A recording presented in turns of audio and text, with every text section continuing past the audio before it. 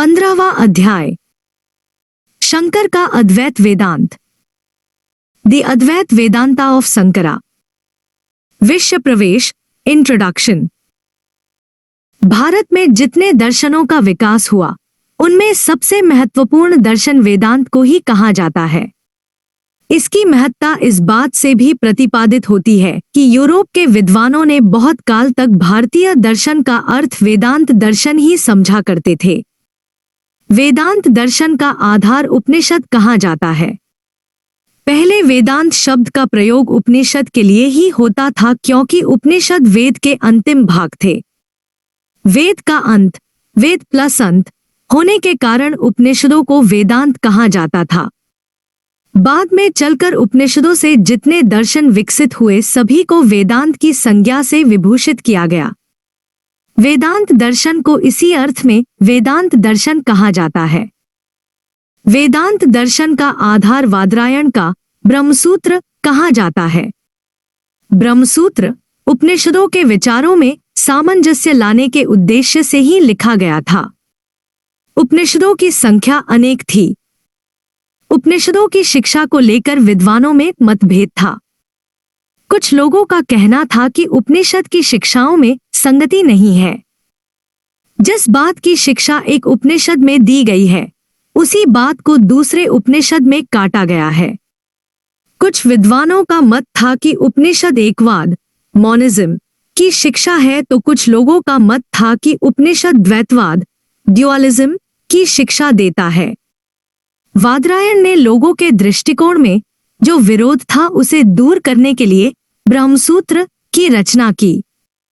उन्होंने बतलाया कि समस्त उपनिषद के विचार में एक मत है। उपनिषद के उक्तियों में जो विषमता दीख पड़ती है वह उपनिषदों को न समझने के कारण ही है। ब्रह्मसूत्र को ब्रह्मसूत्र कहा जाता है क्योंकि इसमें ब्रह्म सिद्धांत की व्याख्या हुई है। ब्रह्मसूत्र को वेदांत सूत्र भी कहा जाता है क्योंकि वेदांत दर्शन ब्रह्मसूत्र से ही प्रतिफलित हुआ है। इन दो नामों के अतिरिक्त इसे शारीरिक सूत्र, शारीरिक मीमांसा तथा उत्तर मीमांसा भी कहा जाता है। ब्रह्म सूत्र के 4 अध्याय हैं। पहले अध्याय में ब्रह्म विषयक विचार है। दूसरे अध्याय में पहले अध्याय की बातों का तर्क द्वारा पुष्टिकरण हुआ है तथा विरोधी दर्शनों का खंडन भी हुआ है। तीसरे अध्याय में साधना से संबंधित सूत्र है। चौथे अध्याय में मुक्ति के फलों के संबंध में चर्चा है। ब्रह्म सूत्र अन्य सूत्रों की तरह संक्षिप्त और दुर्बोध थे। इसके फलस्वरूप अनेक प्रकार की शंका उपस्थित हुई। इन शंकाओं के समाधान की आवश्यकता महसूस हुई। इस उद्देश्य से अनेक भाष्यकारों ने ब्रह्म सूत्र पर अपना अलग अलग भाष्य लिखा। प्रत्येक भाष्यकारों ने अपनी भाष्य की पुष्टि के निमित्त वेद और उपनिषद में वर्णित विचारों का उल्लेख किया। जितने भाष्यकार हुए उतना ही वेदांत दर्शन का संप्रदाय विकसित हुआ। शंकर, रामानुज, मध्वाचार्य, वल्लभाचार्य, निम्बार्क इत्यादि वेदांत दर्शन के विभिन्न संप्रदाय के प्रवर्तक बन गए। इस प्रकार वेदांत दर्शन के अनेक संप्रदाय विकसित हुए जिसमें निम्नलिखित 4 संप्रदाय मुख्य हैं। 1. अद्वैतवाद, नॉन ड्युअलिज्म। 2. विशिष्टाद्वैतवाद, क्वालिफाइड मोनिज्म। 3. द्वैतवाद, ड्युअलिज्म। 4. द्वैताद्वैत, ड्युअलिज्म कम ड्युअलिज्म। अद्वैतवाद के प्रवर्तक शंकर है। विशिष्ट द्वैतवाद के प्रवर्तक रामानुज है। द्वैतवाद के प्रवर्तक मध्वाचार्य है। द्वैताद्वैत के प्रवर्तक निम्बकाचार्य है। जीव और ब्रह्म में क्या संबंध है? यह वेदांत दर्शन का प्रमुख प्रश्न है। इस प्रश्न के विभिन्न उत्तर दिए गए हैं। उत्तरों की विभिन्नता के कारण वेदांत के विभिन्न संप्रदायों का जन्म हुआ है। शंकर के मतानुसार जीव और ब्रह्म दो नहीं है, वे वस्तुतः अद्वैत है। यही कारण है कि शंकर के दर्शन को अद्वैतवाद कहा जाता है। रामानुज के अनुसार एक ही ब्रह्म में जीव तथा अचेतन प्रकृति विशेषण रूप में है। उन्होंने विभिन्न रूप में अद्वैत का समर्थन किया है। इसी कारण इनके मत को विशिष्ट द्वैत कहा जाता है।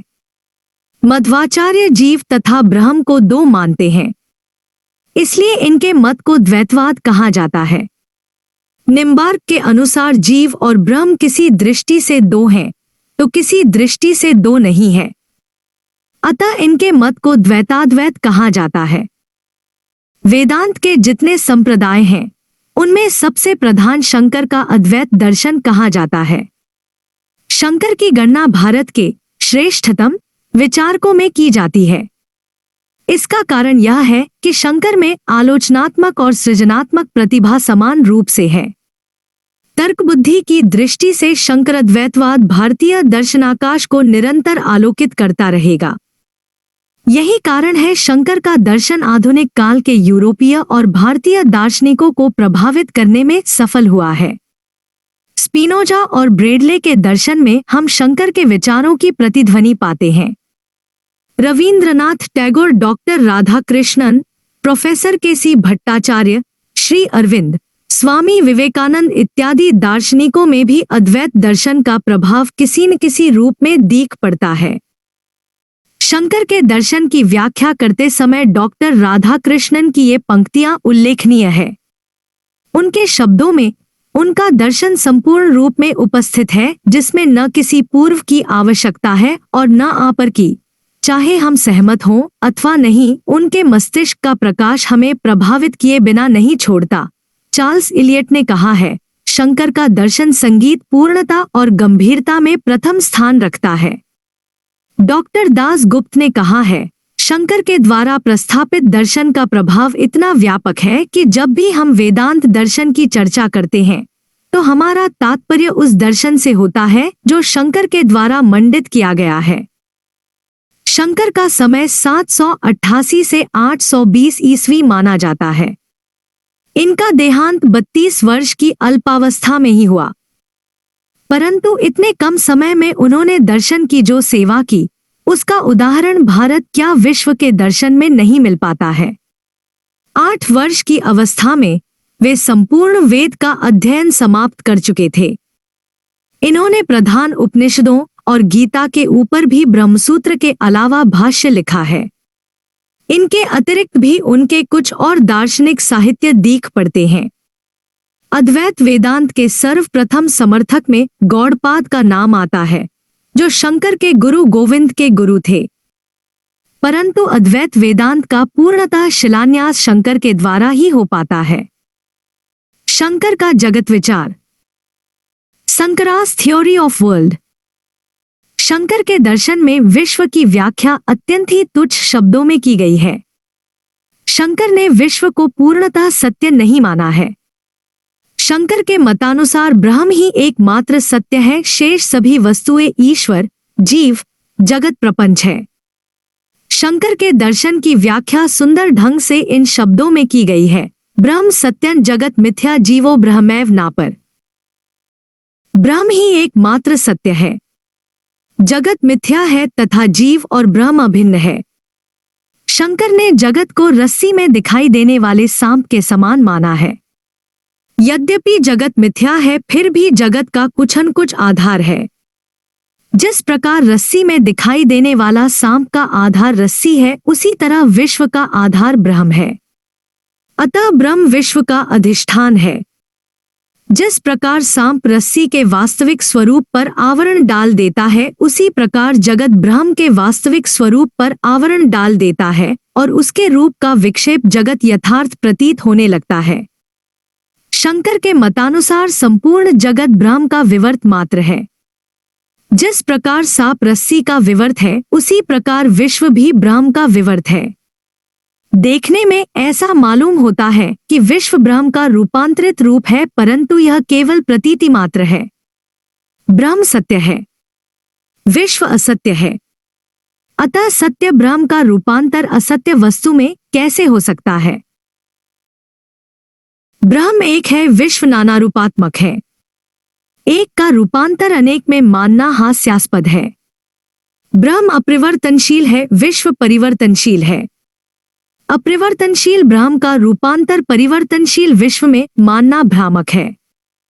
अतः शंकर विवर्तवाद का समर्थक है।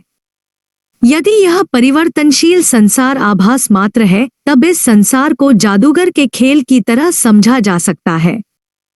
जिस प्रकार जादूगर जादू की प्रवीणता से एक सिक्के को अनेक सिक्के के रूप में परिवर्तित करता है, बीज से वृक्ष उत्पन्न करता है, फल फूल उगाता है, उसी प्रकार ब्रह्म माया की शक्ति के द्वारा विश्व का प्रदर्शन करता है। जिस प्रकार जादूगर अपने जादू से स्वयं प्रभावित नहीं होता, उसी प्रकार ब्रह्म भी माया से प्रभावित नहीं होता। इस प्रकार शंकर ने जगत को जादू की उपमा से समझाने का प्रयास किया है। शंकर के विश्व संबंधी विचार को भलीभांति समझने के लिए त्रिविध सत्ताएं, 3 grades of existences पर विचार करना अपेक्षित होगा। शंकर के मतानुसार सभी के सामान्य विषय 3 कोटियों में विभाजित किए जा सकते हैं। 1. प्रातिभासिक सत्ता, apparent existence। 2. व्यावहारिक सत्ता, practical existence। 3. पारमार्थिक सत्ता, सुप्रीम एग्जिस्टेंस। प्रातिभासिक सत्ता के अंदर के विषय आते हैं जो स्वप्न अथवा भ्रम में उपस्थित होते हैं। ये क्षण भर के लिए रहते हैं।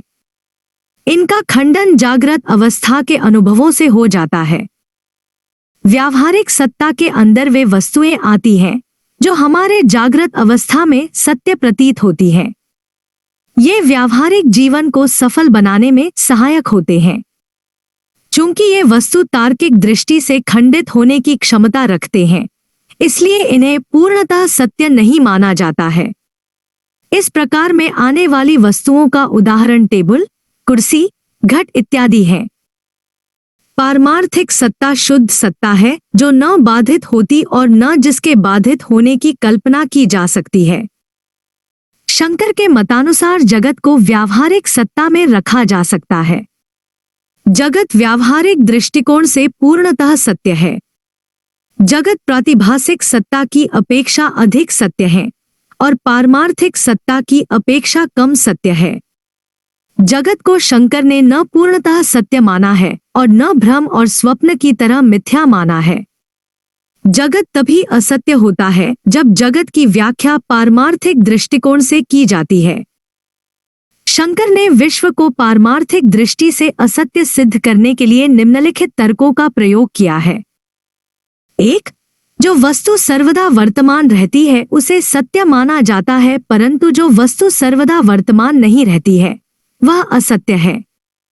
जगत की उत्पत्ति और विनाश होता है। इससे सिद्ध होता है कि जगत निरंतर नहीं विद्यमान रहता है, अतः जगत असत्य है। 2. जो अपरिवर्तनशील है वह सत्य है, जो अपरिवर्तनशील नहीं है वह असत्य है। ब्रह्म सत्य है क्योंकि वह अपरिवर्तनशील है।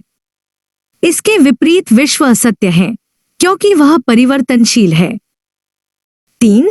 जो देश, काल और कारण नियम के अधीन है वह सत्य नहीं है। जो देश, काल और कारण नियम से स्वतंत्र है वह सत्य है। जगत देश, काल और कारण नियम के अधीन रहने के कारण असत्य है। 4. विश्व की वस्तुएं दृश्य हैं। जिस प्रकार स्वप्न की वस्तुएं दृश्य हैं, उसी प्रकार विश्व की वस्तुएं दृश्य हैं। जो दृश्य है वह मिथ्या है क्योंकि वह अविद्या कल्पित है। विश्व दृश्य वस्तु होने के कारण पारमार्थिक दृष्टिकोण से असत्य है। 5. जगत ब्रह्म का विवर्त है।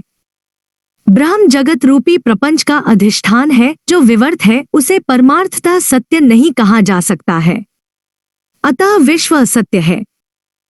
6. जो परा विद्या से ज्ञात होता है वह सत्य है और जो अपरा विद्या से ज्ञात होता है वह सत्य नहीं है। ब्रह्म परा विद्या से ज्ञात होता है, इसलिए वह सत्य है। जगत अपरा विद्या का विषय है, इसलिए जगत मिथ्या है। 7. जिस प्रकार स्वप्न और भ्रम को चीजें मिथ्या होने पर भी सत्य प्रतीत होती है, वैसे ही यह जगत परमार्थतः असत्य होते हुए भी सत्य प्रतीत होता है। ब्रह्म परमार्थतः सत्य है, जगत इसके विपरीत व्यवहारतः सत्य है, अतः जगत परमार्थतः सत्य नहीं है। शंकर के अनुसार विश्व का आधार ब्रह्म है। जिसका आधार यथार्थ हो वह अयाथर्य नहीं कहा जा सकता है। जिस प्रकार मिट्टी वास्तविक है उसी प्रकार उसका रूपांतर भी वास्तविक है। यह जगत तात्विक रूप में ब्रह्म है क्योंकि वह उसके ऊपर आश्रित है। यह जगत ब्रह्म का प्रतीति रूप है जो सत्य है। शंकर का जगत विचार बौद्ध मत के शून्यवाद के जगत विचार से भिन्न है। शून्यवाद के अनुसार जो शून्य है वही जगत के रूप में दिखाई देता है, परंतु शंकर के मतानुसार ब्रह्म जो सत्य है वही जगत के रूप में दिखाई देता है। शून्यवाद के अनुसार जगत का आधार असत है, जबकि शंकर के अनुसार जगत का आधार सत है। शंकर का जगत विचार बौद्ध मत के विज्ञानवाद के जगत विचार से भिन्न है। विज्ञानवादियों के अनुसार मानसिक प्रत्यय ही जगत के रूप में दिखाई देता है, परंतु शंकर के अनुसार विश्व का आधार विज्ञान मात्र नहीं है। यही कारण है कि विज्ञानवाद ने विश्व को आत्मनिष्ठ सब्जेक्टिव माना है, जबकि शंकर ने विश्व को वस्तुनिष्ठ ऑब्जेक्टिव माना है। शंकर के विश्व संबंधी विचार और ब्रेडली के विश्व संबंधी विचार में साम्य है। शंकर ने विश्व को ब्रह्म का विवर्त माना है। ब्रेडली ने भी विश्व को ब्रह्म का आभास अपीयरेंस कहा है। दोनों के दर्शन में विश्व का स्थान समान है। शंकर ने बौद्ध दर्शन की तरह विश्व को अनित्य और असत्य माना है। इसलिए शंकर को कुछ विद्वानों ने प्रच्छन्नबौद्ध बुद्धा इन डिस्गाइज कहा है। क्या विश्व पूर्णतः असत्य है? Is the world totally unreal? Shankar के दर्शन में विश्व की व्याख्या कुछ इस प्रकार हुई है कि कुछ लोगों ने ऐसा सोचा है कि शंकर विश्व को पूर्णतः असत्य मानते हैं। विश्व को शंकर भ्रम, पानी के बुलबुले के समान, सर्परज्जु विपर्य, स्वप्न, जादू का खेल, माया, इंद्रजाल, फेन इत्यादि शब्दों से संकेत किया है। जब हम इन शब्दों को साधारण अर्थ में समझते हैं तब विश्व पूर्णतः असत्य सिद्ध होता है। शंकर ने इन शब्दों का प्रयोग यह बतलाने के लिए किया है कि जगत पूर्णतः सत्य नहीं है। इन उपमाओं को यथार्थ अर्थ में ग्रहण करने से ही हमारे सामने कठिनाई उत्पन्न होती है। शंकर ने विश्व को स्वप्न कहा है। जिस प्रकार स्वप्न की अनुभूतियां हमें स्वप्न काल में ठीक प्रतीत होती है, उसी प्रकार जब तक हम विश्व में अज्ञान के वशीभूत निवास करते हैं विश्व यथार्थ प्रतीत होता है। जिस प्रकार स्वप्न की अनुभूतियों का खंडन जागृतावस्था से हो जाता है, उसी प्रकार विश्व की अनुभूतियों का खंडन मोक्ष प्राप्त करने के बाद आप से आप हो जाता है। यद्यपि शंकर ने विश्व को स्वप्न माना है, फिर भी वह स्वप्न और संसार के बीच विभेदक रेखा खींचता है। स्वप्न कुछ काल ही तक विद्यमान रहता है, परंतु विश्व स्वप्न की तुलना में नित्य प्रतीत होता है। स्वप्न और विश्व में दूसरा अंतर यह है कि स्वप्न परिवर्तनशील है। हमारे प्रत्येक दिन के स्वप्न बदलते रहते हैं। कल जिस स्वप्न की अनुभूति हो पाई थी, आज उसी स्वप्न की अनुभूति नहीं संभव है, परंतु विश्व इसके विपरीत अपरिवर्तनशील है। स्वप्न और विश्व में तीसरा अंतर यह है कि स्वप्न व्यक्तिगत सब्जेक्टिव है, जबकि विश्व वस्तुनिष्ठ ऑब्जेक्टिव है। इस प्रकार शंकर का जगत स्वप्न के समान है, वह स्वप्नवत नहीं है। जो बात शंकर के इस जगत विषयक उपमा पर लागू होती है, वही बात शंकर की अन्य उपमाओं जैसे फेन, भ्रम, पानी के बुलबुले इत्यादि पर भी लागू होती है। शंकर ने स्वयं इस बात पर जोर दिया है कि उपमाओं को ज्यों के त्यों नहीं समझना चाहिए। उपमाएं वस्तु के सादृश्य बतलाती हैं, यथार्थता नहीं। शंकर के विश्व को असत्य कहना भ्रामक है। असत्य अनरियल उसे कहा जाता है जो असत नॉन एग्जिस्टेंट है। आकाश, कुसुम, बंध्यापुत्र आदि असत्य कहे जा सकते हैं क्योंकि इनका अस्तित्व नहीं है। इसके विपरीत विश्व का अस्तित्व है। विश्व दृश्य है। अब प्रश्न उठता है कि क्या विश्व सत्य है? सत्य रियल वह है जो त्रिकाल में विद्यमान रहता है। सत्य का विरोध न अनुभूति से होता है और न तर्क की दृष्टि से विरोध होने की क्षमता उसमें नहीं रहती है। इस दृष्टि से ब्रह्म ही एकमात्र सत्य है, क्योंकि वह त्रिकाल अबाधित सत्ता है। जगत विरोधों से परिपूर्ण है। जगत का व्याघात तर्क की दृष्टि से संभव है। जगत को सत्य और असत्य दोनों नहीं कहा जा सकता है, क्योंकि ऐसा विचार विरोधाभास है। इसलिए शंकर ने विश्व को अनिर्वचनीय कहा है। जगत की अनिर्वचनीयता से विश्व की असत्यता नहीं प्रमाणित होती है। शंकर विश्व को असत्य नहीं मानता है, क्योंकि उसने स्वयं बौद्ध मत के विज्ञानवाद की आलोचना इसी कारण की है कि वे जगत को असत्य मानते थे। चूंकि शंकर ने स्वयं जगत को असत्य मानने के कारण कटु आलोचना की है, इसलिए यह प्रमाणित होता है कि वह स्वयं विश्व को असत्य नहीं मानता होगा। शंकर के मतानुसार विश्व में 3 प्रकार की सत्ता है। 1. पारमार्थिक सत्ता। 2. व्यावहारिक सत्ता। 3. प्रातिभासिक सत्ता। प्रातिभासिक सत्ता के अंदर स्वप्न, भ्रम इत्यादि रखे जाते हैं। शंकर ने विश्व को व्यावहारिक सत्ता के अंतर्गत रखा है। विश्व व्यावहारिक दृष्टिकोण से पूर्णतः सत्य है। विश्व स्वप्न, भ्रम आदि की अपेक्षा अधिक सत्य है। विश्व पारमार्थिक दृष्टिकोण से असत्य प्रतीत होता है। विश्व ब्रह्म को अपेक्षा कम सत्य है। जब तक हम अज्ञान के वशीभूत हैं, यह विश्व पूर्णतः सत्य है। जब शंकर ने स्वप्न, भ्रम इत्यादि को भी कुछ सत्यता प्रदान की है, तब यह कैसे कहा जा सकता है कि वह विश्व को पूर्णतः असत्य मानता है। शंकर का मोक्ष संबंधी विचार भी जगत की असत्यता का खंडन करता है। वे बलपूर्वक कहते हैं कि मोक्ष का अर्थ जगत का तिरोभाव नहीं है। मोक्ष प्राप्त करने के बाद भी जगत का अस्तित्व रहता है। यदि ऐसा नहीं माना जाए तो मोक्ष का अर्थ विश्व का विनाश होता और तब विश्व का विनाश प्रथम व्यक्ति की मोक्षानुभूति के साथ ही हो जाता। मोक्ष की प्राप्ति विश्व में रहकर की जाती है। जीवन मुक्ति की प्राप्ति के बाद भी संसार विद्यमान रहता है। अतः संसार को असत्य मानना भ्रांतिमूलक है। शंकर कर्म में भी विश्वास करता है। कर्म विश्व में रहकर किया जाता है। शंकर का कर्म के प्रति आसक्त रहना विश्व की असत्यता का खंडन करता है। इसीलिए डॉक्टर राधाकृष्णन ने कहा है, जीवन मुक्ति का सिद्धांत, कर्म मुक्ति का सिद्धांत, मूल्यों की भिन्नता में विश्वास, सत्य और भ्रांति एरर की भिन्नता में विश्वास, धर्म और अधर्म में विश्वास, मोक्ष प्राप्ति की संभावना जो विश्व की अनुभूतियों के द्वारा संभव है, प्रमाणित करता है कि आभास में भी सत्यता निहित है। शंकर ने विश्व को असत्य नहीं माना है, क्योंकि वह विश्व का आधार ब्रह्म को मानता है। उन्होंने कहा है कि ब्रह्म की यथार्थता जगत का आधार है। विश्व ब्रह्म पर आश्रित होने के कारण वस्तुतः ब्रह्म ही है।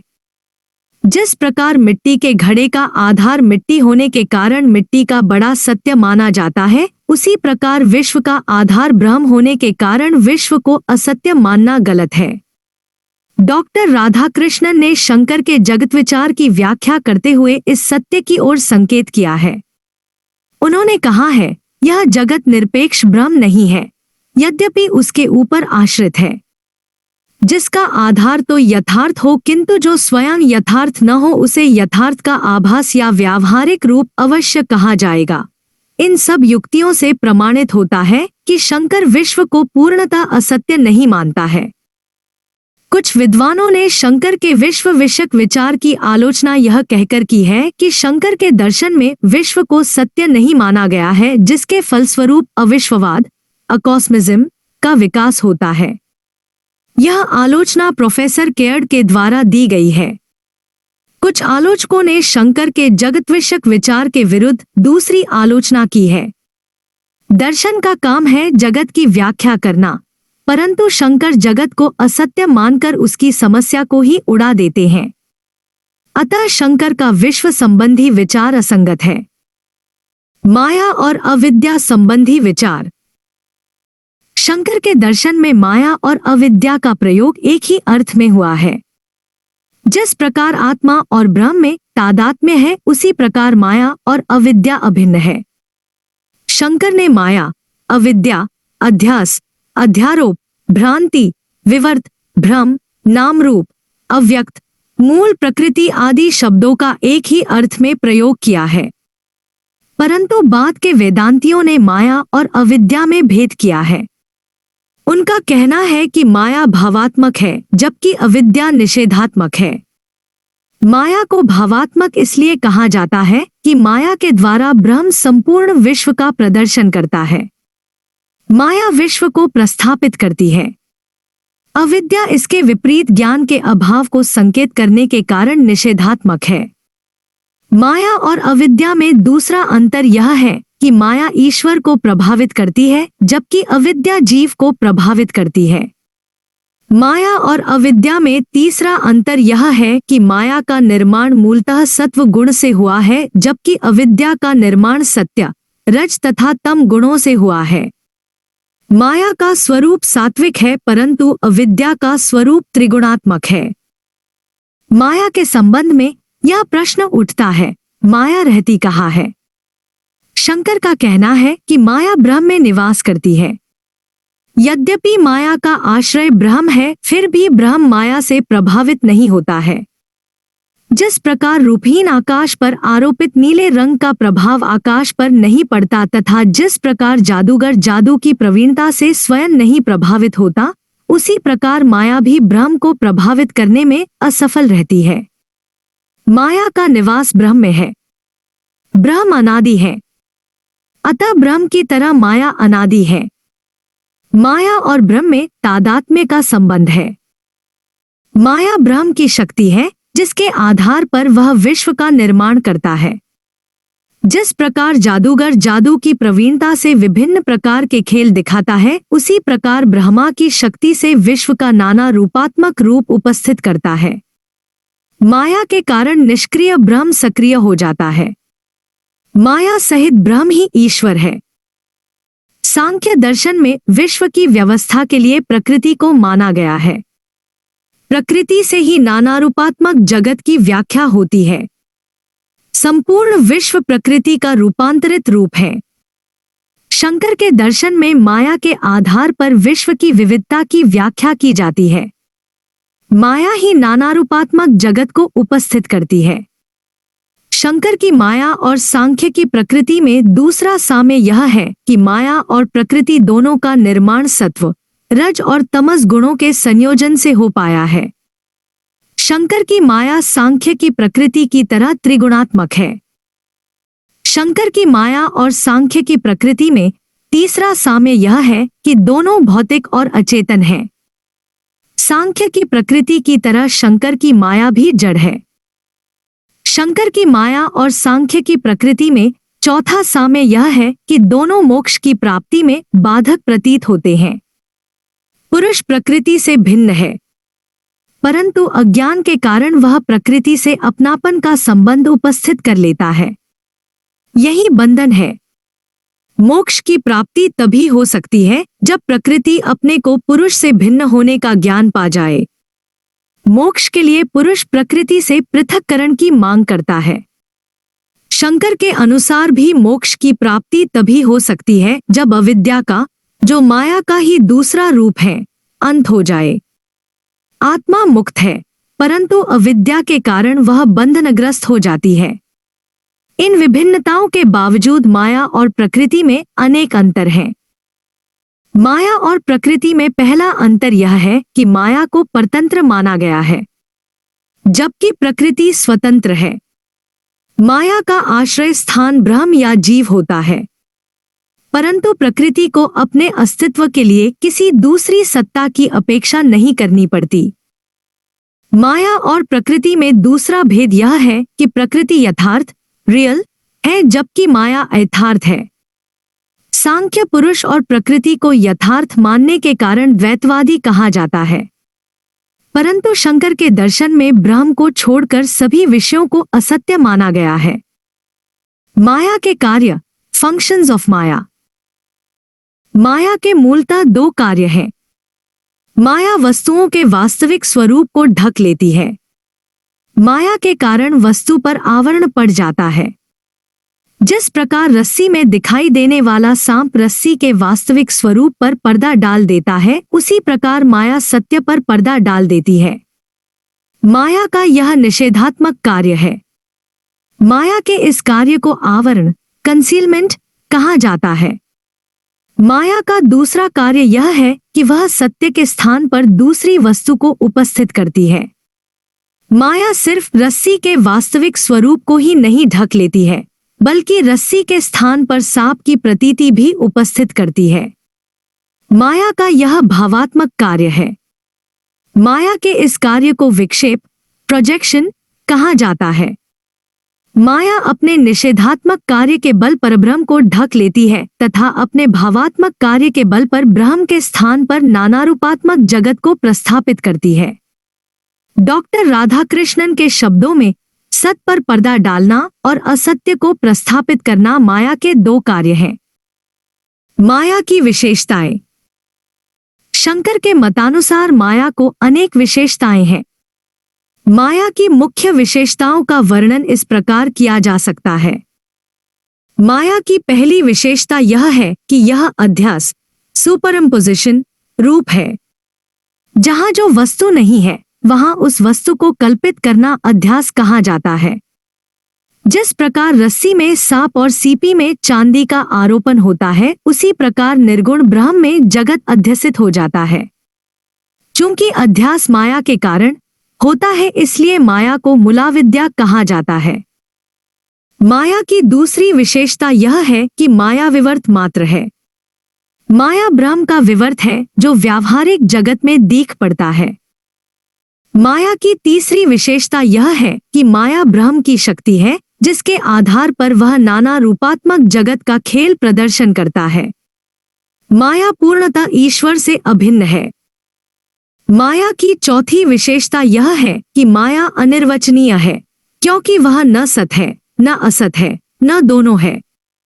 वह सत नहीं है, क्योंकि ब्रह्म से भिन्न उसकी कोई सत्ता नहीं है।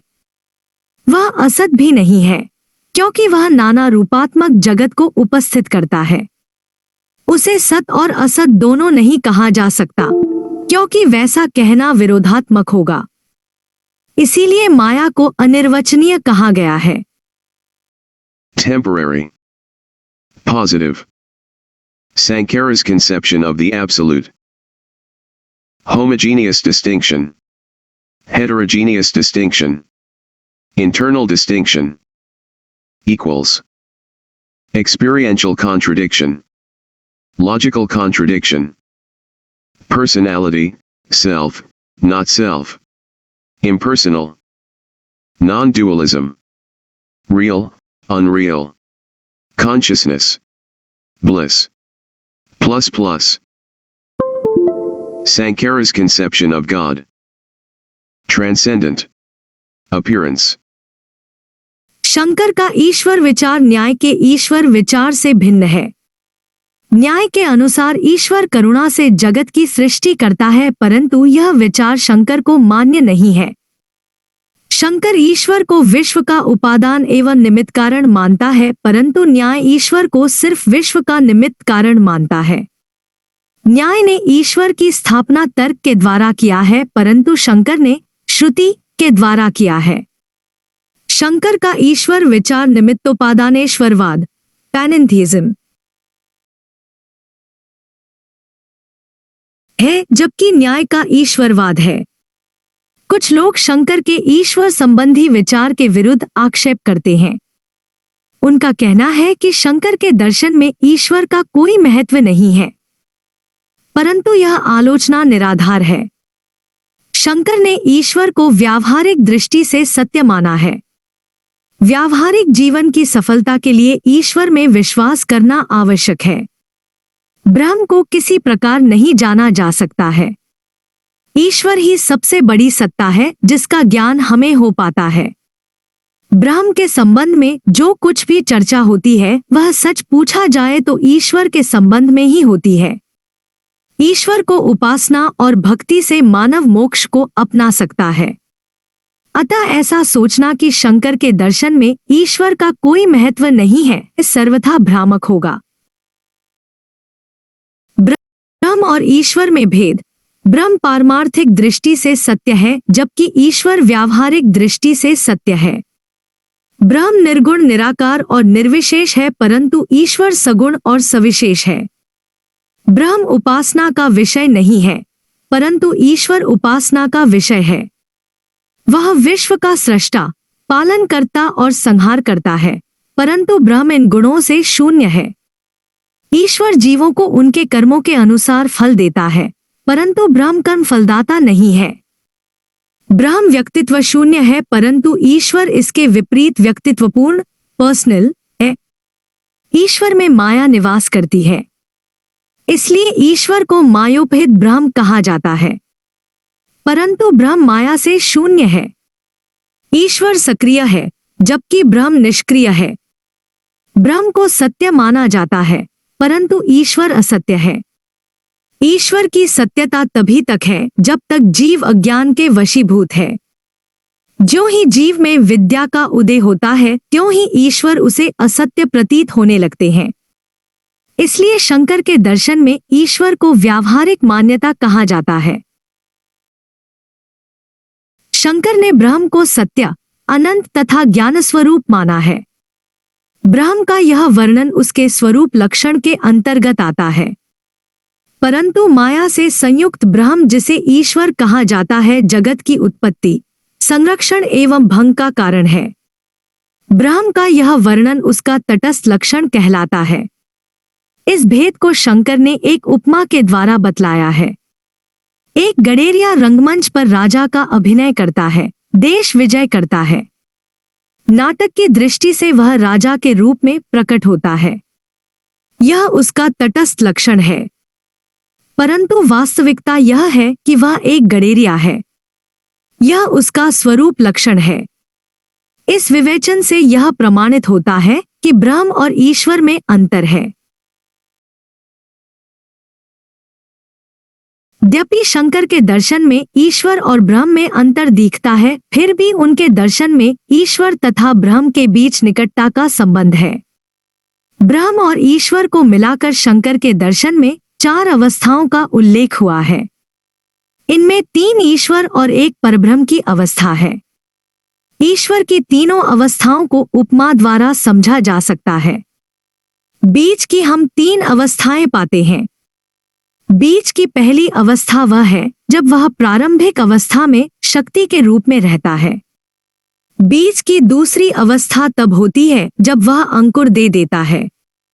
बीज को तीसरी अवस्था वह है जब वह पौधे का रूप ले लेता है।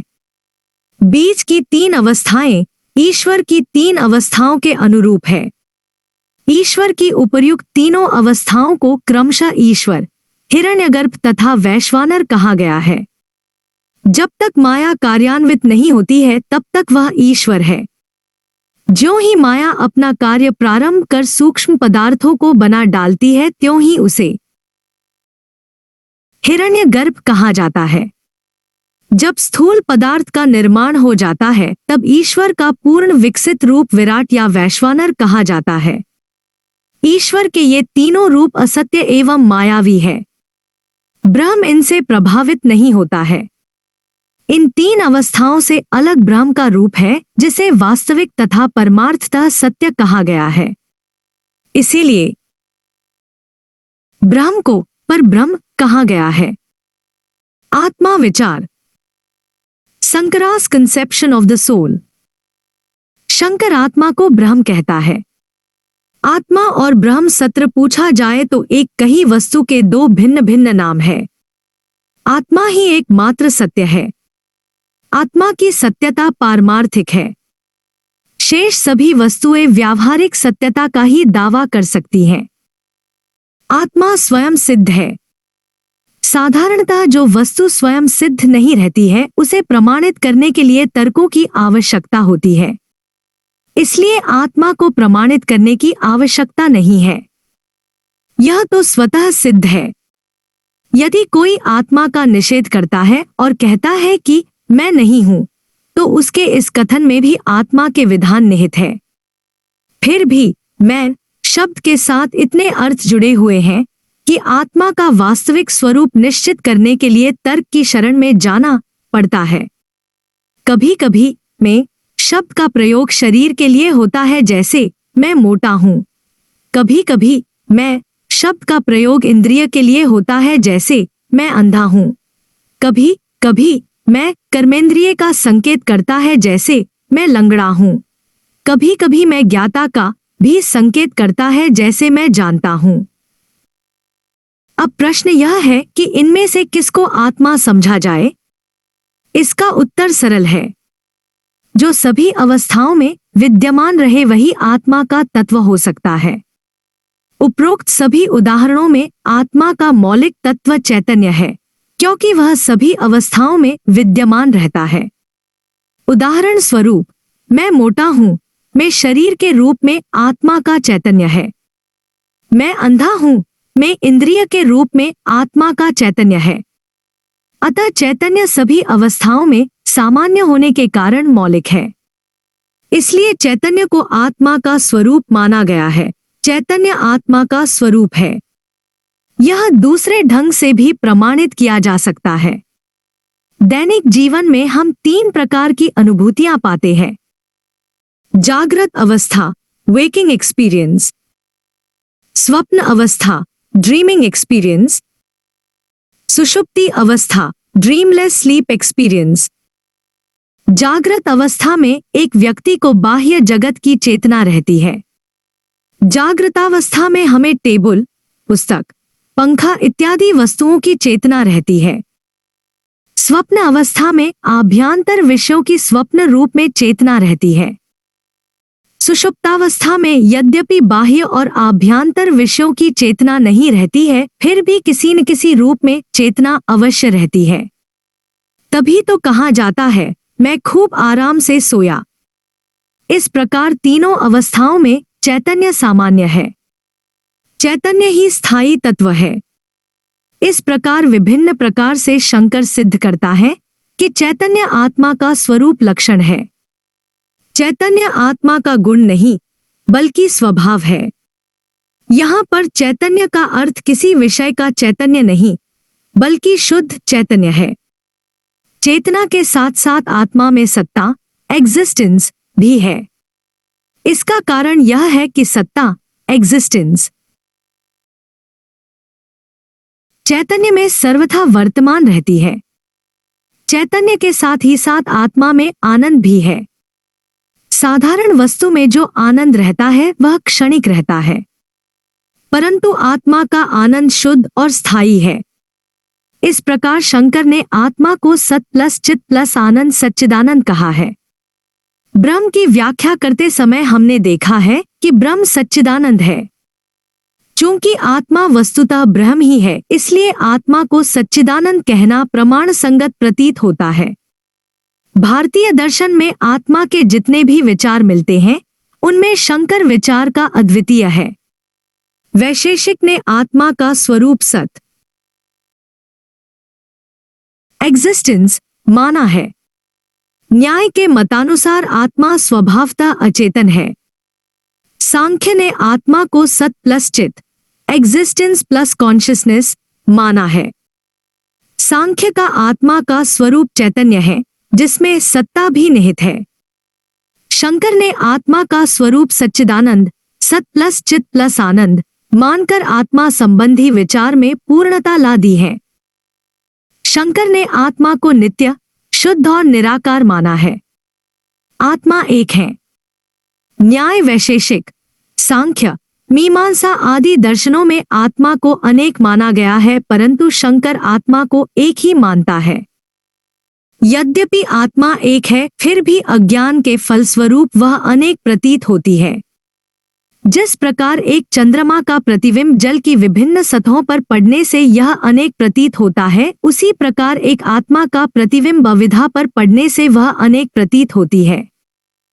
आत्मा यथार्थतः भोक्ता और कर्ता नहीं है।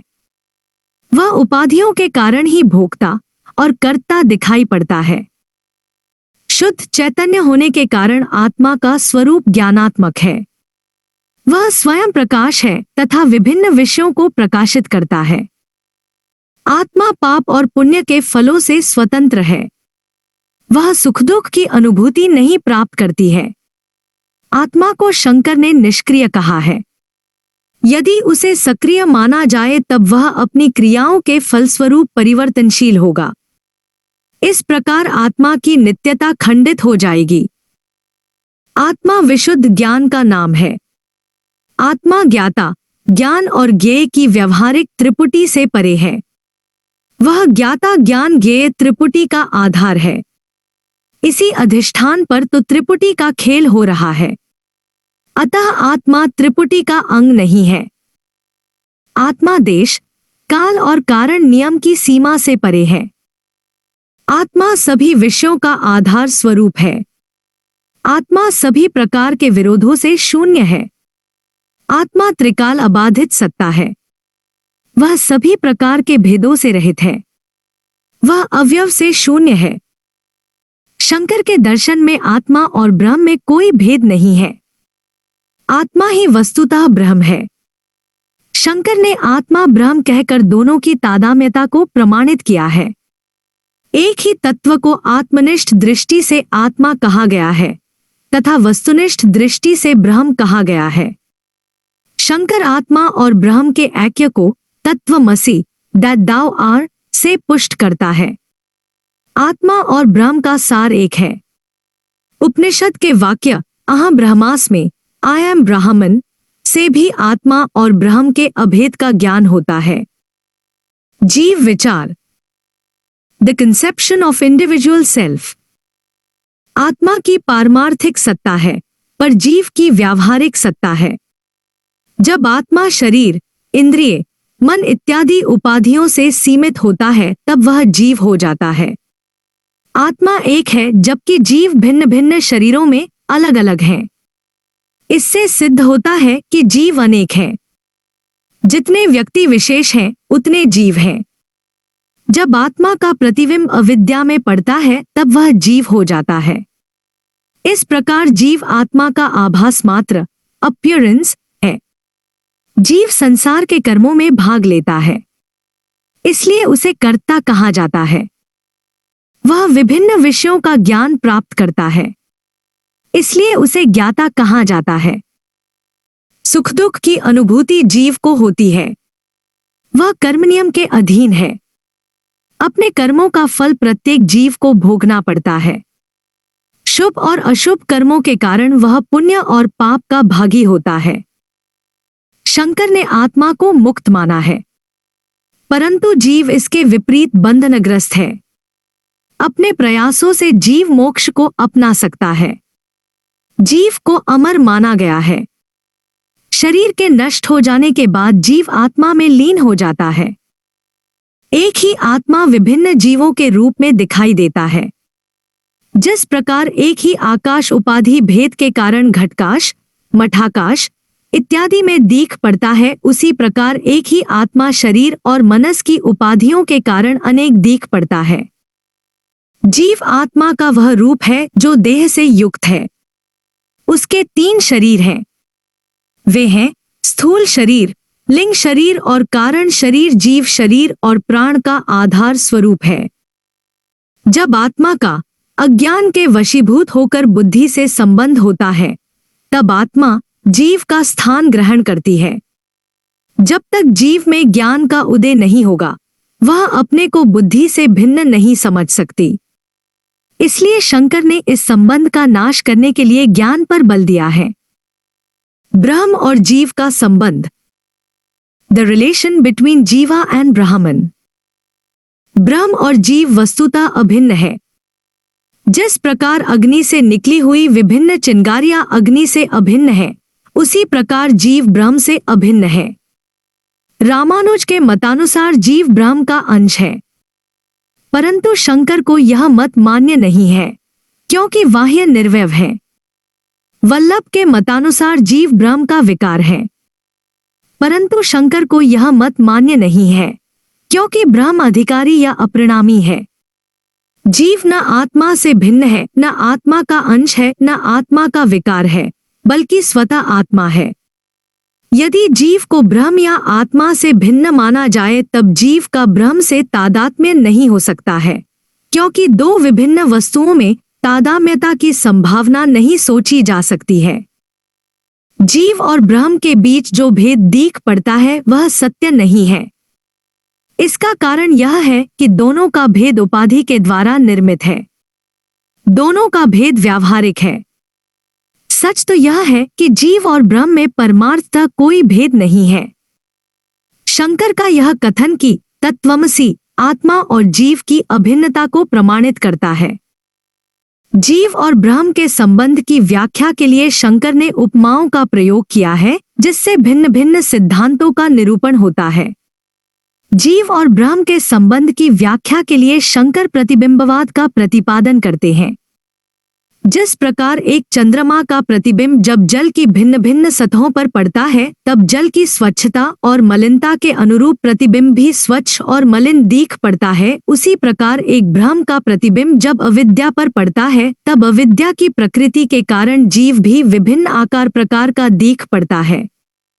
जिस प्रकार एक ही चंद्रमा का प्रतिबिंब जल की विभिन्न सतहों पर पड़ने से वह अनेक चंद्रमा के रूप में प्रतिबिंबित होता है, उसी प्रकार एक ही ब्रह्म का प्रतिबिंब अविद्या रूपी दर्पण पर पड़ने से वह अनेक दीख पड़ता है। प्रतिबिंबवाद के सिद्धांत के विरुद्ध आपत्तियां उपस्थित की गई है। आलोचकों का कथन है कि जब ब्रह्म और अविद्या आकृतिहीन है तब ब्रह्म का प्रतिबिंब अविद्या पर कैसे पड़ सकता है। फिर यदि यह मान लिया जाए कि जीव ब्रह्म का प्रतिबिंब है तब यह मानना पड़ेगा कि जीव ब्रह्म से भिन्न है तथा असत्य है। शंकर प्रतिबिंबवाद की कठिनाइयों से अवगत होकर ब्रह्म और जीव के संबंध की व्याख्या के लिए दूसरे सिद्धांत का सहारा लेते हैं। जिस प्रकार एक ही आकाश जो सर्वव्यापी है उपाधि भेद से घटाकाश, घट के बीच का आकाश मठाकाश रूप में परिलक्षित होता है, उसी प्रकार एक ही सर्वव्यापी ब्रह्म अविद्या के कारण उपाधि भेद से अनेक जीवों के रूप में आभासित होता है। इस सिद्धांत को अवच्छेदवाद, द थ्योरी ऑफ लिमिटेशन, कहा जाता है। यह सिद्धांत प्रतिबिंबवाद, द थ्योरी ऑफ रिफ्लेक्शन, की अपेक्षा अधिक संगत है। इस सिद्धांत के द्वारा बतलाया गया है कि जीव सीमित होने के बावजूद ब्रह्म से अभिन्न है। जो लोग दोनों सिद्धांतों से सहमत नहीं हो पाते हैं, उन्हें शंकर यह कहता है कि जीव अपरिवर्तनशील ब्रह्म है जो अपने स्वरूप के बारे में अनभिज्ञ रहता है। जीव और ईश्वर, जब ब्रह्म का माया से संबंध होता है तब वह ईश्वर हो जाता है। जब ब्रह्म का अविद्या से संबंध होता है तब वह जीव हो जाता है। इस प्रकार जीव और ईश्वर दोनों ब्रह्म के विवर्त हैं। ईश्वर और जीव दोनों व्यावहारिक दृष्टिकोण से ही सत्य है। पारमार्थिक दृष्टिकोण से दोनों असत्य प्रतीत होते हैं। जिस प्रकार आग की सभी चिंगारियों में ताप पाया जाता है, वैसे ही शुद्ध चैतन्य जीव और ईश्वर दोनों में पाया जाता है। इससे प्रमाणित होता है कि जीव और ईश्वर एक दूसरे के निकट है। डॉक्टर राधाकृष्णन ने कहा है, यदि ईश्वर ब्रह्म है और यदि जीव भी आध्यात्मिक दृष्टि से ब्रह्म के समान है तो ईश्वर तथा जीव के मध्य का भेद बहुत न्यून हो जाता है। इन समानताओं के अतिरिक्त दोनों में कुछ विभिन्नताएं हैं। ईश्वर मुक्त है जबकि जीव बंधनग्रस्त है। ईश्वर अकर्ता है जबकि जीव करता है। ईश्वर उपासना का विषय है जबकि जीव उपासक है। ईश्वर जीवों के कर्मों के अनुसार सुख दुख प्रदान करता है। वह कर्म फलदाता है।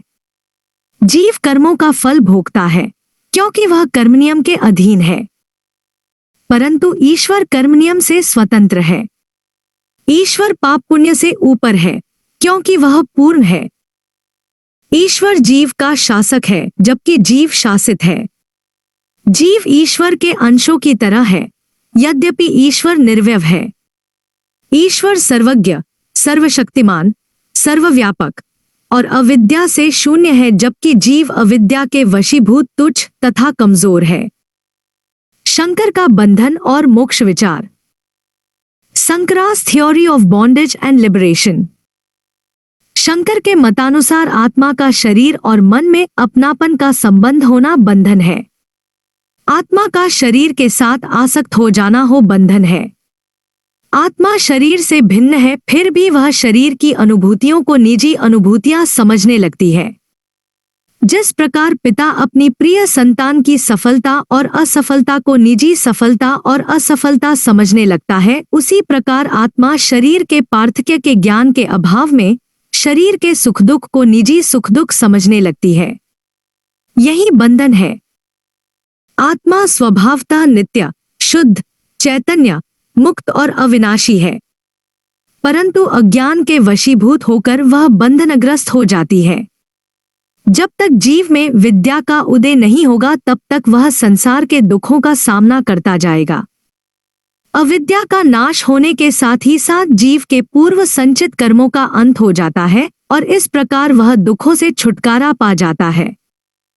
अविद्या का अंत ज्ञान से ही संभव है। शंकर के अनुसार मोक्ष को अपनाने के लिए ज्ञान अत्यावश्यक है। मोक्ष को प्राप्त करने के लिए कर्म का सहारा लेना व्यर्थ है। मीमांसा के अनुसार मोक्ष की प्राप्ति कर्म से संभव है, परंतु शंकर के अनुसार कर्म और भक्ति ज्ञान की प्राप्ति में भले ही सहायक हो सकती है, वह मोक्ष की प्राप्ति में सहायक नहीं हो सकती। ज्ञान और कर्म विरोधात्मक है। कर्म और ज्ञान अंधकार और प्रकाश की तरह विरुद्ध स्वभाव वाले हैं। ज्ञान विद्या है जबकि कर्म अविद्या है।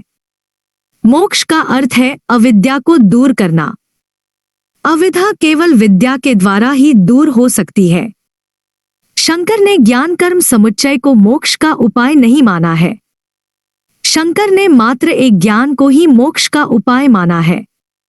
ज्ञान की प्राप्ति वेदांत दर्शन के अध्ययन से ही प्राप्त हो सकती है, परंतु वेदांत का अध्ययन करने के लिए साधक को साधना की आवश्यकता होती है। उसे भिन्न भिन्न शर्तों का पालन करना पड़ता है, तभी वह वेदांत का सच्चा अधिकारी बनता है। ये साधन चतुष्टय इस प्रकार है। 1. नित्यानित्य वस्तु विवेक। साधक को नित्य और अनित्य वस्तुओं में भेद करने का विवेक होना चाहिए। 2. यह भूत्रार्थ भोग विराग। साधक को लौकिक और पारलौकिक भोगों की कामना का परित्याग करना चाहिए। 3. शमदमाद साधन संपत्ति। साधक को शम, दम, श्रद्धा, समाधान, उपर्ति और तितिक्षा इन 6 साधनों को अपनाना चाहिए। शम का मतलब है मन का संयम, दम का तात्पर्य है इंद्रियों का नियंत्रण, शास्त्र के प्रति निष्ठा का होना श्रद्धा कहा जाता है। समाधान चित्त को ज्ञान के साधन में लगाने को कहा जाता है। उपर्ति विक्षेपकारी कार्यों से विरत होने को कहा जाता है। सर्दी गर्मी सहन करने के अभ्यास को तितिक्षा कहा जाता है। 4. मुमुक्षुत्वन। साधक को मोक्ष प्राप्त करने का दृढ़ संकल्प होना चाहिए। जो साधक इन 4 साधनों से युक्त होता है उसे वेदांत की शिक्षा लेने के लिए एक ऐसे गुरु के चरणों में उपस्थित होना चाहिए जिन्हें ब्रह्मज्ञान की अनुभूति प्राप्त हो गई हो। गुरु के साथ साधक को श्रवण, मनन और निदिध्यासन की प्रणाली का सहारा लेना पड़ता है। गुरु के उपदेशों को सुनने को श्रवण कहा जाता है। उपदेशों पर तार्किक दृष्टि से विचार करने को मनन कहा जाता है। सत्य पर निरंतर ध्यान रखना निदिध्यासन कहलाता है। इन प्रणालियों से गुजरने के बाद पूर्व संचित संस्कार नष्ट हो जाते हैं, जिसके फलस्वरूप ब्रह्म की सत्यता में उसे अटल विश्वास हो जाता है। तब साधक को गुरु तत्वमसि तू ही ब्रह्म है की दीक्षा देते हैं। जब साधक इस तथ्य की अनुभूति करने लगता है तब वह ब्रह्म का साक्षात्कार पाता है, जिसके फलस्वरूप वह कह उठता है अहं ब्रह्मास्मि, आई एम ब्राह्मण।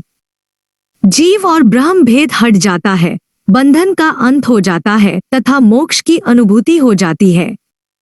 मोक्ष की अवस्था में जीव ब्रह्म में विलीन हो जाता है।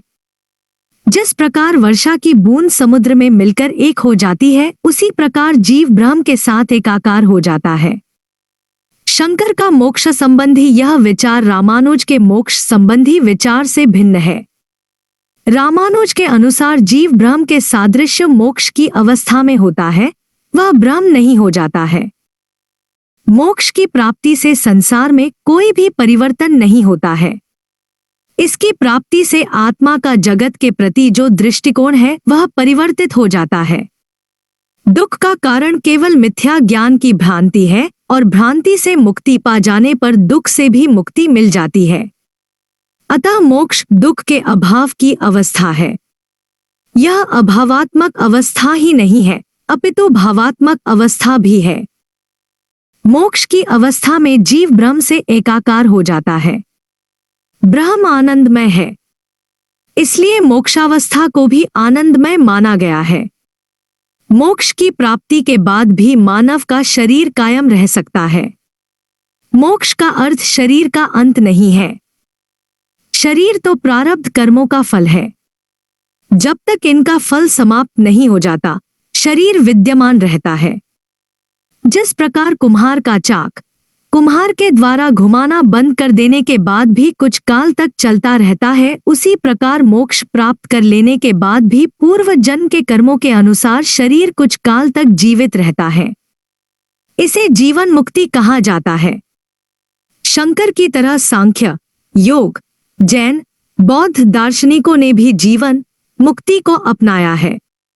जीवन मुक्त व्यक्ति संसार में रहता है, फिर भी संसार के द्वारा ठगा नहीं जाता है। वह संसार के कर्मों में भाग लेता है, फिर भी वह बंधनग्रस्त नहीं होता। इसका कारण यह है कि उसके कर्म अनासक्त भाव से किए जाते हैं। जो कर्म आसक्त भाव से किए जाते हैं, उससे फल की प्राप्ति होती है। परंतु निष्काम कर्म या अनासक्त कर्म भुजे हुए बीज की तरह हैं, जिनसे फल की प्राप्ति नहीं होती है। गीता के निष्काम कर्म को शंकर ने मान्यता दी है। जब जीवन मुक्त व्यक्ति के सूक्ष्म और स्थूल शरीर का अंत हो जाता है, तब विदेह मुक्ति की प्राप्ति होती है। विदेह मुक्ति मृत्यु के उपरांत उपलब्ध होता है। शंकर के मतानुसार आत्मा स्वभावतः मुक्त है, उसे बंधन की प्रतीति होती है। इसलिए मोक्ष की अवस्था में आत्मा में नए गुण का विकास नहीं होता है। मोक्ष की अवस्था में नए ज्ञान का उदय नहीं होता है।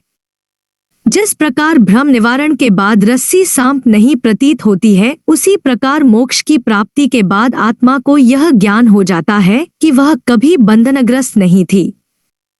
आत्मा के वास्तविक स्वरूप का ज्ञान ही मोक्ष है। वह जो कुछ थी वही रहती है।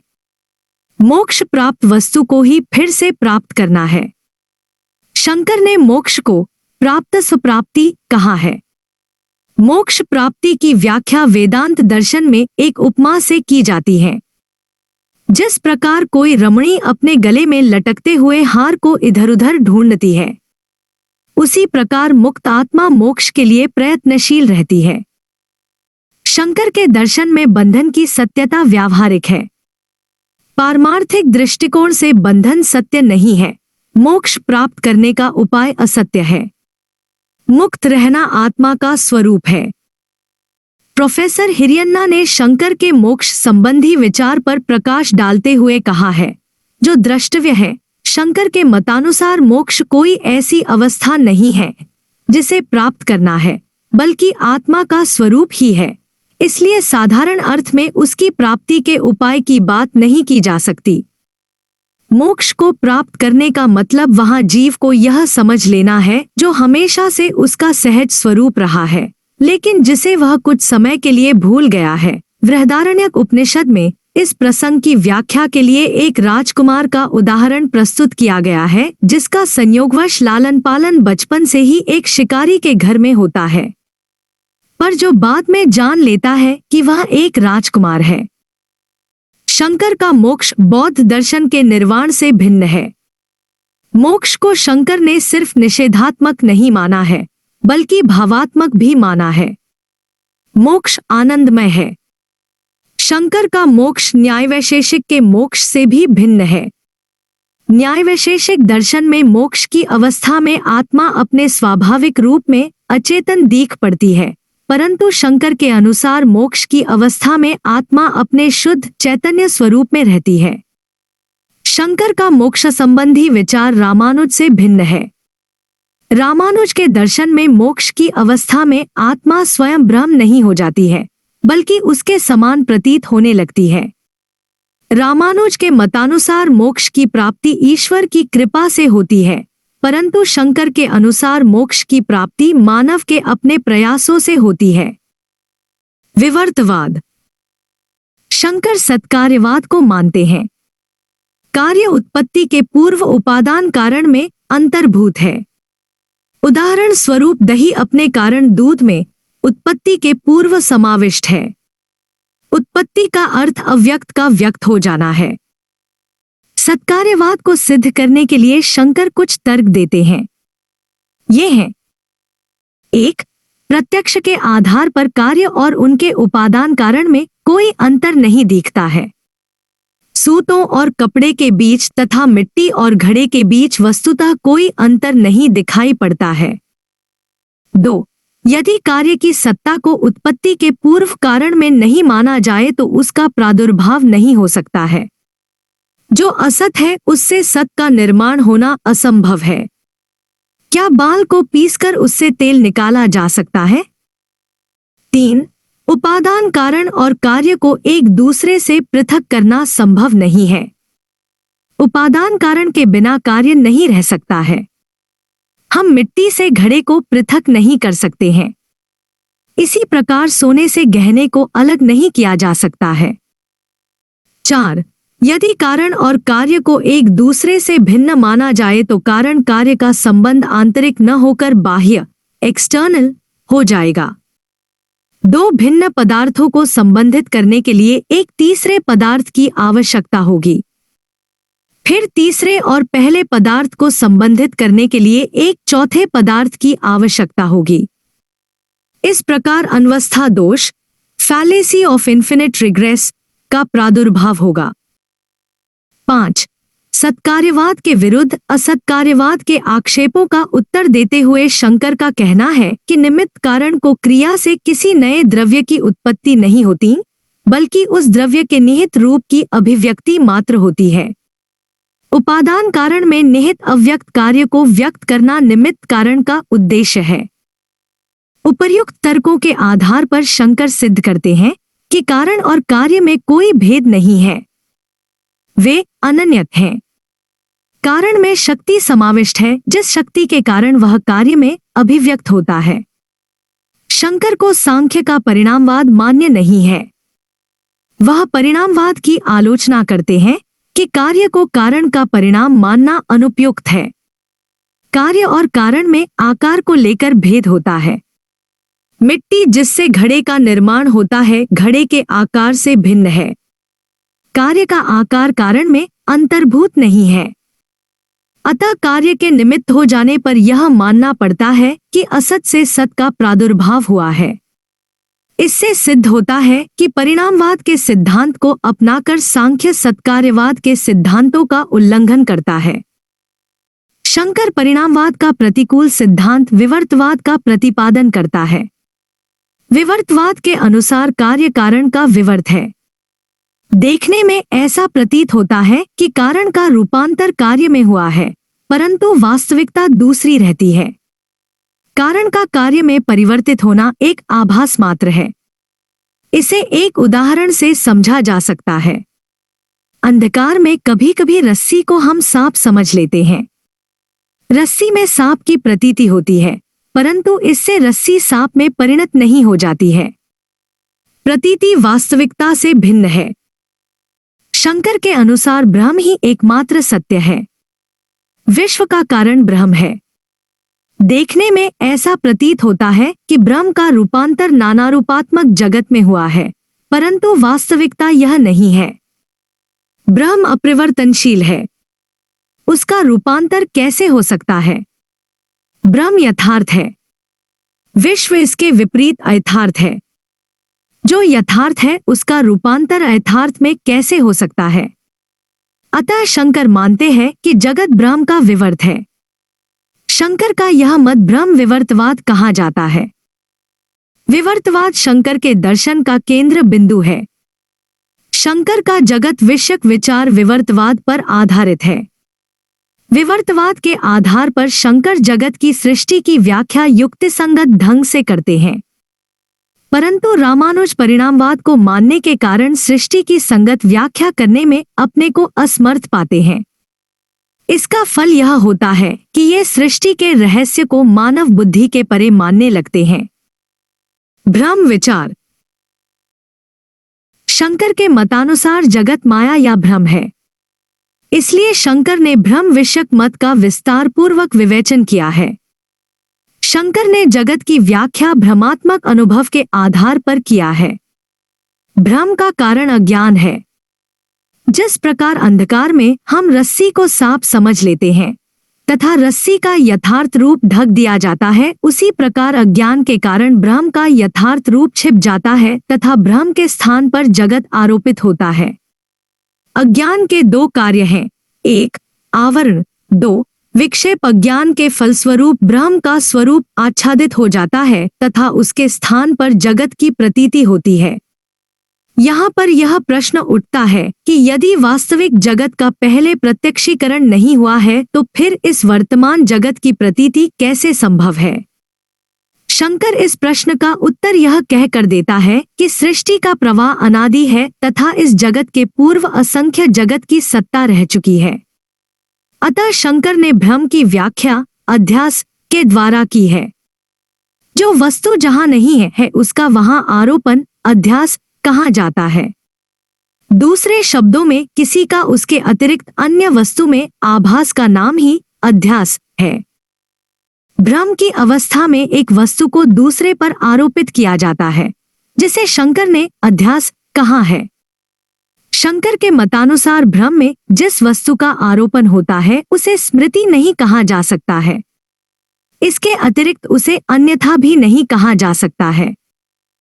शंकर के भ्रम विचार की व्याख्या करते समय अनिर्वचनीय ख्यातिवाद की व्याख्या अत्यावश्यक है। शंकर के भ्रम विचार को अनिर्वचनीय ख्यातिवाद की संज्ञा दी गई है। योगाचार आत्मख्यातिवाद, माध्यमिक शून्य ख्यातिवाद, रामानुज सत्ख्यातिवाद, न्याय अन्यथा ख्यातिवाद, प्रभाकर अख्यातिवाद, कुमारिल विपरीत ख्यातिवाद के समर्थक हैं। शंकर ने इन सभी ख्यातिवादों का तर्कपूर्ण खंडन करते हुए अनिर्वचनीय ख्यातिवाद की प्रस्थापना की है। शंकर के मतानुसार भ्रम में जो पदार्थ दिखाई देता है उसे न सत कहा जा सकता है और न असत कहा जा सकता है। उसे दोनों अर्थात सत और असत भी नहीं कहा जा सकता है। वह स्मृत विषय भी नहीं है। भ्रम में जो वस्तु दिखाई देती है वह अनिर्वचनीय होती है। विचार करने पर हम पाते हैं कि रज्जु सर्प को न हम सत कह सकते हैं और न असत कह सकते हैं और न सत और असत दोनों कह सकते हैं। रज्जु सर्प को हम सत नहीं कह सकते क्योंकि यह बाधित होता है। इसे असत भी नहीं कहा जा सकता क्योंकि यह दिखाई पड़ता है। यह आकाश कुसुम की तरह असत नहीं है। इसे सत और असत दोनों नहीं कहा जा सकता क्योंकि सर्प में सत अंश कुछ भी नहीं है तथा दिखाई पड़ने के फलस्वरूप इसे असत भी नहीं कहा जा सकता है। अतः इसे रज्जु सर्प को सत असत से विलक्षण अनिर्वचनीय कहना प्रमाण संगत है। यहाँ पर यह कहना प्रासंगिक होगा कि शंकर ने रज्जु सर्प तथा जगत को मिथ्या घोषित किया है, परंतु दोनों की स्थिति में भेद की ओर भी हमारा ध्यान आकृष्ट किया है। रज्जु सर्प को प्रातिभासिक सत्ता के अंतर्गत रखा गया है जबकि जगत को व्यावहारिक सत्ता के अंतर्गत रखा गया है। रज्जु सर्प व्यक्तिगत भ्रम है जबकि जगत सर्वमान्य भ्रम है।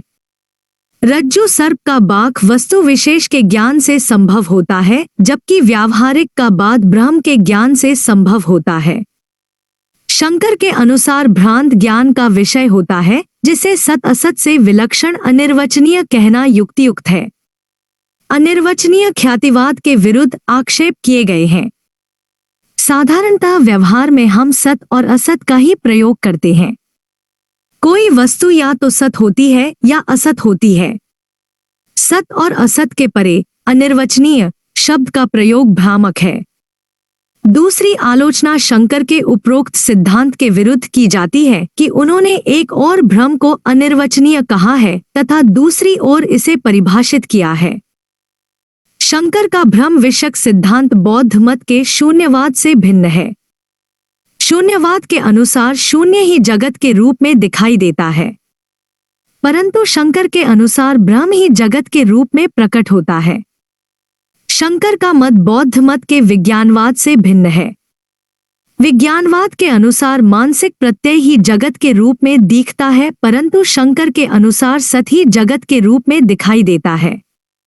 शंकर ने मीमांसा तथा न्यायवैशेषिक के ब्रह्मविचार की आलोचना की है, क्योंकि उनके ब्रह्मविषयक मत शंकर के ब्रह्मविषयक मत के प्रतिकूल है।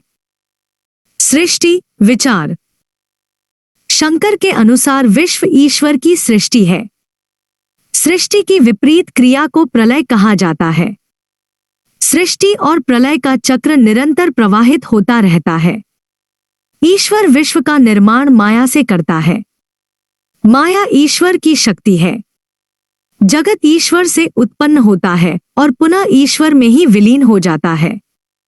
इस प्रकार ईश्वर जगत का सृष्टा, पालनकर्ता एवं संहर्ता है। वह जीवों के भोग के लिए भिन्न भिन्न लौकिक वस्तुओं का निर्माण करता है। यहाँ यह कह देना अप्रासंगिक नहीं होगा कि शंकर ने सृष्टि को परमार्थतः सत्य नहीं माना है। सृष्टि व्यावहारिक दृष्टि से सत्य है, पारमार्थिक दृष्टि से नहीं। सृष्टिवाद के विरुद्ध यह आक्षेप किया जा सकता है कि ईश्वर को विश्व का कारण मानना भ्रामक है, क्योंकि कारण और कार्य के स्वरूप में अंतर है। क्या सोना मिट्टी का कारण हो सकता है? ईश्वर जो आध्यात्मिक है वह विश्व का कारण नहीं हो सकता है, क्योंकि विश्व भौतिक स्वरूप है। शंकर का इस आक्षेप के विरुद्ध उत्तर है कि जिस प्रकार चेतन जीव मनुष्य से अचेतन वस्तुओं नाखून, केश आदि का निर्माण होता है, उसी प्रकार ईश्वर से जगत का निर्माण होता है। साधारणतः सृष्टिवाद के विरुद्ध कहा जाता है कि ईश्वर को जीवों का सृष्टा मानने से ईश्वर के गुणों का खंडन हो जाता है। विश्व की ओर दृष्टिपात करने से विदित होता है कि भिन्न भिन्न जीवों के भाग्य में अंतर है। कोई सुखी है तो कोई दुखी है। यदि ईश्वर को विश्व का कारण माना जाए तो वह अन्यायी एवं निर्दयी हो जाता है। शंकर इस समस्या का समाधान कर्म सिद्धांत, लॉ ऑफ कर्मा, के द्वारा करते हैं। ईश्वर जीवों का निर्माण मनमाने ढंग से नहीं करता है, बल्कि वह जीवों को उनके पूर्व जन्म के कर्मों के अनुकूल रचता है। जीवों के सुख दुख का निर्णय उनके पुण्य एवं पाप के अनुरूप ही होता है। इसीलिए शंकर ने ईश्वर की तुलना वर्षा से की है, जो पेड़ पौधे की वृद्धि में सहायक होता है, परंतु उनके पेड़ पौधे स्वरूप को परिवर्तित करने में असमर्थ होता है। परंतु यहाँ पर प्रश्न यह उठता है कि ईश्वर ने विश्व का निर्माण किस प्रयोजन से किया है। यदि यह माना जाए कि ईश्वर ने किसी स्वार्थ के वशीभूत होकर विश्व का निर्माण किया है, तो ईश्वर की पूर्णता खंडित हो जाती है। शंकर इस समस्या का समाधान यह कहकर करते हैं कि सृष्टि ईश्वर का खेल है। ईश्वर अपनी क्रीड़ा के लिए ही विश्व की रचना करता है। सृष्टि करना ईश्वर का स्वभाव है।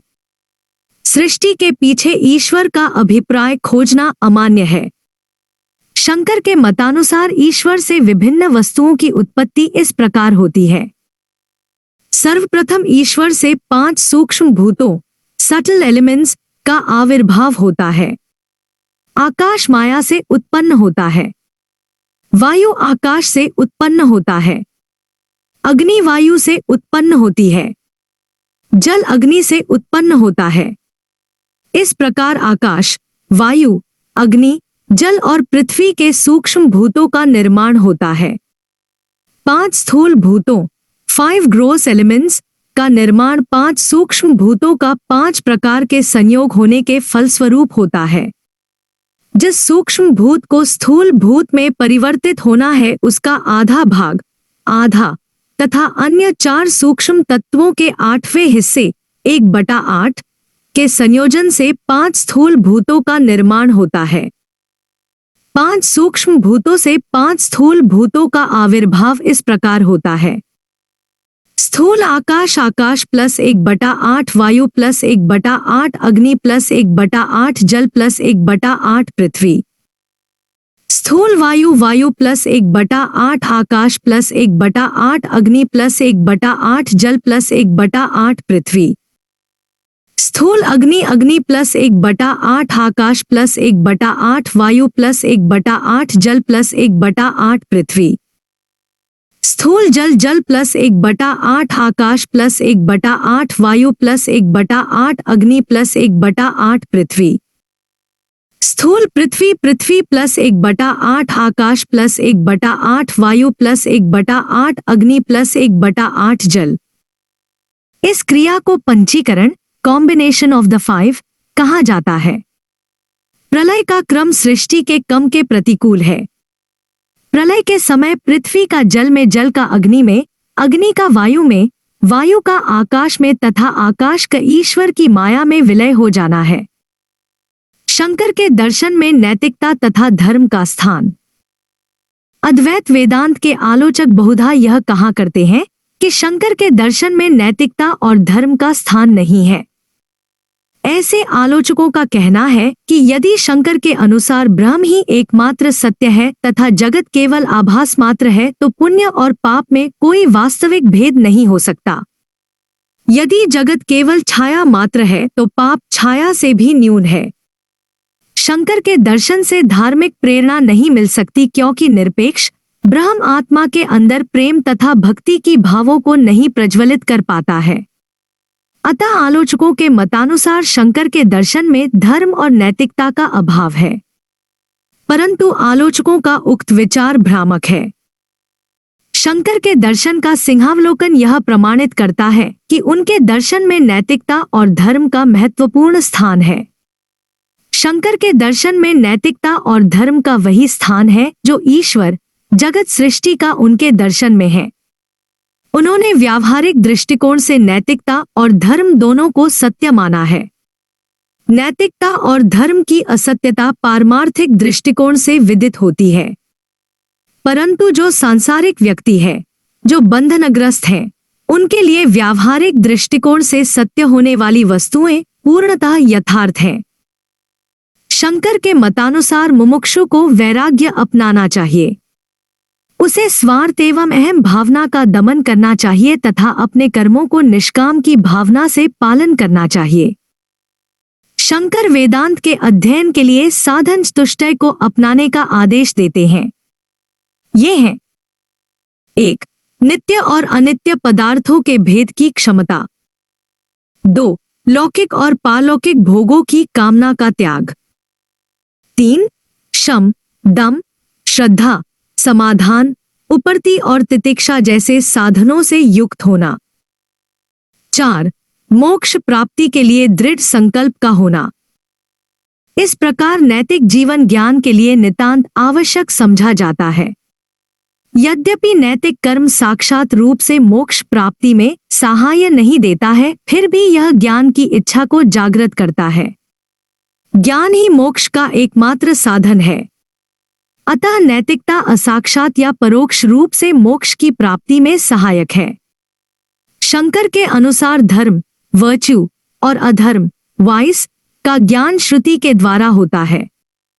सत्य, अहिंसा, उपकार, दया आदि धर्म है तथा असत्य, हिंसा, अपकार, स्वार्थ आदि अधर्म है। शंकर के दर्शन में उचित और अनुचित कर्म का मापदंड भी निहित है। उचित कर्म वह है जो सत्य को धारण करता है और अनुचित कर्म वह है जो असत्य से पूर्ण है। कल्याणकारी कर्म वे हैं जो हमें उत्तम भविष्य की ओर ले जाते हैं, और जो कर्म हमें अधम भविष्य की ओर ले जाते हैं वे पाप कर्म हैं। शंकर के मत में आत्मा का ब्रह्म के रूप में तदाकार हो जाना ही जीवन का चरम लक्ष्य है। मनुष्य स्वभावतः आत्मा को ब्रह्म से पृथक समझता है। ब्रह्म निर्गुण है। यद्यपि वह निर्गुण है, फिर भी ब्रह्म में उपासक अनेक गुणों का प्रतिपादन करता है, जिसके फलस्वरूप वह सगुण हो जाता है। वह उपासना का विषय बन जाता है। उपासना में उपासक और उपास्य का द्वैत विद्यमान रहता है।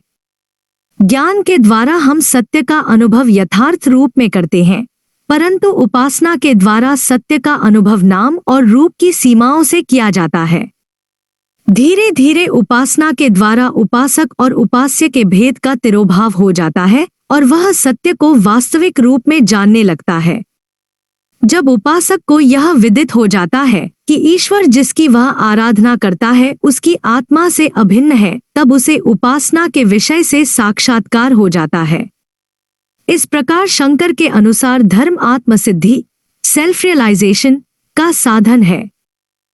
उपर्युक्त विवरण से यह निष्कर्ष नहीं निकलता है कि धर्म पूर्णतः सत्य है। धर्म की सत्ता व्यावहारिक है।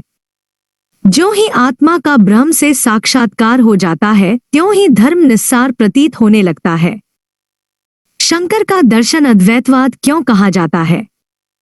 Why is Shankara's philosophy called अद्वैतवादा?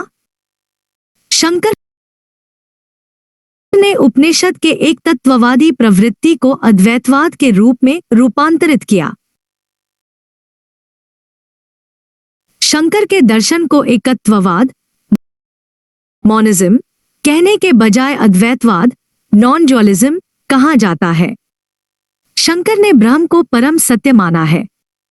ब्रह्म की व्याख्या निषेधात्मक ढंग से की गई है। शंकर ने यह नहीं बतलाया है कि ब्रह्म क्या है, बल्कि उसने बतलाया है कि ब्रह्म क्या नहीं है। ब्रह्म की व्याख्या के लिए नेति नेति को आधार माना गया है।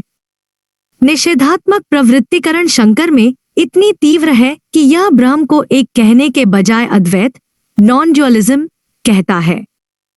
शंकर का विचार है कि भावात्मक शब्द ब्रह्म को सीमित करते हैं, इसलिए वह निर्गुण निराकार ब्रह्म को भावात्मक शब्दों में बांधने का प्रयास नहीं करता है। शंकर के दर्शन को अद्वैतवाद कहलाने का दूसरा कारण यह है कि वह ब्रह्म को छोड़कर किसी सत्ता को सत्य नहीं मानता है। ब्रह्म ही पारमार्थिक सत्य है। ईश्वर, जगत सृष्टि, जीव इत्यादि की सत्यता का खंडन हुआ है। शंकर में अद्वैतवादी प्रवृत्ति इतनी तीव्र है कि उसने माया को भी असत्य माना है। माया है को सत्य मानने से शंकर के दर्शन में द्वैतवाद चला आता। शंकर ने स्वयं सांख्य के द्वैतवाद की कटु आलोचना की है, जो भी शंकर के अद्वैतवाद का परिचायक है। शंकर ने आत्मा और ब्रह्म और जीव के संबंध की व्याख्या भी इस ढंग से किया है जिससे उसका अद्वैतवाद का समर्थक होना सिद्ध होता है। जीव और ब्रह्म अभिन्न है। जिस प्रकार अग्नि और उसकी चिंगारियां अभिन्न है, उसी प्रकार जीव और ब्रह्म अभिन्न है। आत्मा और ब्रह्म के संबंध के बारे में कहा जाता है कि दोनों वस्तुतः एक ही वस्तु के दो नाम हैं। आत्मा और ब्रह्म में अभेद है। शंकर ने मोक्ष के स्वरूप की व्याख्या करते हुए कहा है कि मोक्षावस्था में जीव ब्रह्म में विलीन हो जाता है। वह ब्रह्म के सदृश नहीं होता है, बल्कि स्वयं ब्रह्म से एकाकार हो जाता है। इस प्रकार दोनों के बीच जो द्वैत अज्ञान के कारण रहता है, उस द्वैत का अंत हो जाता है। अतः अद्वैतवाद को अद्वैतवाद कहलाने के अनेक कारण हैं।